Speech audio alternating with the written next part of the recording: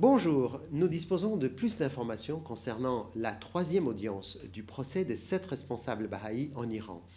La communauté internationale bahaï a appris que lorsque les prisonniers sont arrivés au tribunal le 12 avril 2010 à Téhéran, leurs familles n'ont pas été autorisées à entrer, indiquant par là une audience à huis clos. Dans le tribunal, cependant, les prisonniers ont vu de nombreux officiels, enquêteurs du ministère du Renseignement, ainsi qu'une équipe de tournage qui avait déjà installé ces caméras. Préoccupés par la présence de personnes extérieures au corps judiciaire, et cela à une audience censée être à huis clos, les Bahaïs, en accord avec leurs avocats, ont refusé de participer à la procédure. Le juge a ajourné l'audience sans annoncer de nouvelles dates pour la suite du procès.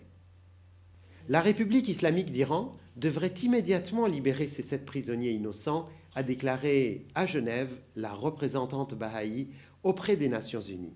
La justice n'exige rien de moins, ils s'apprêtent à entamer leur 3e année d'incarcération sur la base d'accusations totalement infondées qu'ils ont catégoriquement démenties et pour lesquelles le gouvernement n'a pas la moindre preuve, a-t-elle ajouté. Tout au moins, ils devraient être libérés sous caution et des mesures prises pour assurer que leur procès a lieu de manière équitable, conformément aux standards internationaux du droit.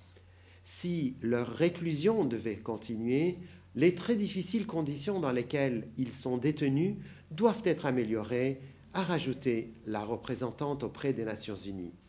Rappelons que les 7 prévenus sont mesdames Kamal Abadi et Sabet, et messieurs Kanjani, Naemi, Rezaï, Tavakoli et Tisfam. Sachez également que les Bahaïs en Iran comptent 300 000 personnes qui constituent la plus grande minorité religieuse non musulmane du pays.